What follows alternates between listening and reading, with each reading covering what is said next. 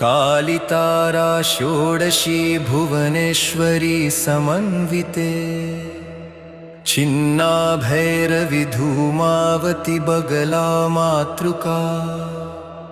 मातंगी कमलायुक्ते देवी त्वां प्रणमाम्यहम् नमोस्तुते महाकाली कालकालप्रदेनी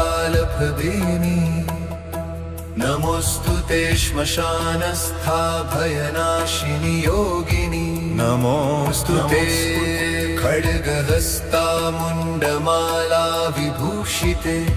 नमोस्तुते महामाये ब्रह्मांड विदारिणी नमोस्तुते महातारि भवसागर तारिणी नमोस्तुते नील सरस्वती महामोक्षकारिणी